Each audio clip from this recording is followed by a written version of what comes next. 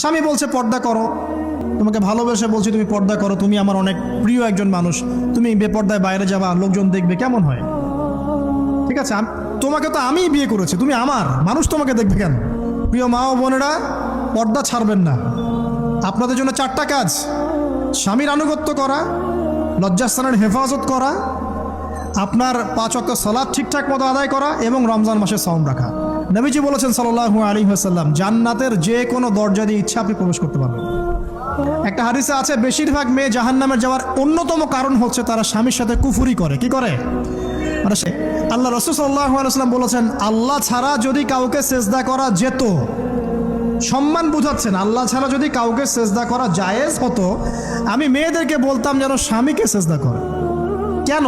কারণ আপনাকে রেসপন্সিবিলিটি, আপনার খাবার, আপনার ফুড, আপনার শেল্টার, আপনার মানে পুরো দায় দায়িত্ব নিজের হাড় ভাঙা পরিশ্রম দিয়ে, জীবনের ঝুঁকি নিয়ে স্বামী আপনার জন্য করে। সে আপনার সম্মান পাওয়ার যোগ্য তো? সে কি আপনার সম্মান পাওয়ার যোগ্য নয়? আপনি যদি সম্মানের হক আদায় না করতে পারেন তাহলে আপনি অকৃতজ্ঞ। আর অকৃতজ্ঞ মেয়ে কখনো জান্নাতে যাবে? সারা জীবন স্বামী ভালোবেসে যায়, ভরণ পোষণ দিয়ে যায়, সব চাহিদা পূরণ করে যায়, একদিন দেখবেন কথা কাটাকাটি হয়েছে, ওই দিন বলে বসবে যে তোমার কাছে আমি কিচ্ছু পাই না সারাদিন। এই যে কুফরি, এই কারণে তারা জাহান্নামে যেতে পারে বেশি। আল্লাহ হেফাজত করুন। আমি আরেকটা কারণ হচ্ছে যে বেপর্দা। আপনাকে 4টা মূলনীতি ফলো করতে হবে। 1, এমন কোনো পোশাক পরবেন না যে পোশাকটা আটো সাটো, যেটা পরলে আপনার গায়ের কাঠামো বোঝা যায়। এটা বোরখা হলেও পরা যাবে না। আমি কি বুঝাতে পারছি? ডিজিটাল বোরখা দেখেন নাই? দেখছেন? মাশাআল্লাহ। আর কারা কারা দেখছেন? এদিকে চোখ বেশি যায় না? আচ্ছা, এমনি দেখা যায়, চোখ দিতে হয় না, এমনি দেখা যায়। ডিজিটাল বোরখা চলবে না, ডিজিটাল বোরখা চলবে না। এমন পোশাক পরা যাবে না যেটা অমুসলিমদের সাথে সাদৃশ্য আছে। কথা বুঝতে পারছেন? অমুসলিমদের ধর্মীয় বিষয়ের সাথে সাদৃশ্য আছে এমন পোশাক মুসলিম মেয়েদের পরা যাবে না। এর মানে এই নয় যে অন্য ধর্মকে আপনি আক্রমণ করবেন, এটাও নয়।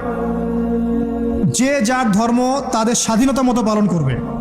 মুসলিমরা বাধা দিবে? দিবে না। মুসলিমরা দাওয়াত দিতে পারে। কি করতে পারে? দাওয়াত দিতে পারে যে ভাই, যে লা ইলাহা ইল্লাল্লাহর কনসেপ্ট আপনাকে বুঝাচ্ছি, আল্লাহ ছাড়া কোনো মাবুদ নাই, মুহাম্মদ সাল্লাল্লাহু আলাইহি ওয়াসাল্লাম সর্বশেষ রাসূল, এই কোরআন পড়ুন, হাদিস পড়ুন, দেখুন এটাই হচ্ছে মানবতার মুক্তির সনদ। এরপর যদি সে ইসলাম কবুল করে আলহামদুলিল্লাহ, যদি না করে এর হিসাব কে দিবে? সে নিজে দিবে। এর হিসাব কি আমাকে দেওয়া লাগবে? দেওয়া লাগবে না। তো অমুসলিমদের সাথে সাদৃশ্য আছে এমন পোশাক চলবে না। পুরুষরা মেয়েদের পোশাক পরতে পারবে না, মেয়েরা পুরুষদের পোশাক পরতে পারবে না। জি, আপনাদেরকেই বলছি, আপনারা জিন্স পরতে পারবেন না, মেয়েদেরকে বলছি, এবং টি শার্ট পরতে পারবেন না। আপনারা ওই যে যা ইচ্ছা তাই ড্রেস পরে বলবেন যে 1000 বছরের সভ্যতা সংস্কৃতি, এসব বাজে কথা চলবে না এখানে। শুধু তাই নয়, সম্পত্তির অধিকার তাকে দিতে হবে। একজন মেয়ে তার ভাইয়ের সম্পত্তি পাবে, তার বাবার সম্পত্তি পাবে, তার স্বামীর সম্পত্তি পাবে, সব দিক থেকে সে সম্পত্তি পাবে।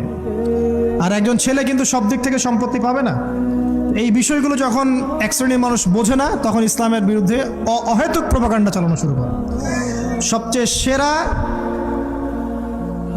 সম্মান রক্ষার উদাহরণ দেয়া হয়েছে ইসলামে, কোরআনে এবং হাদিসে।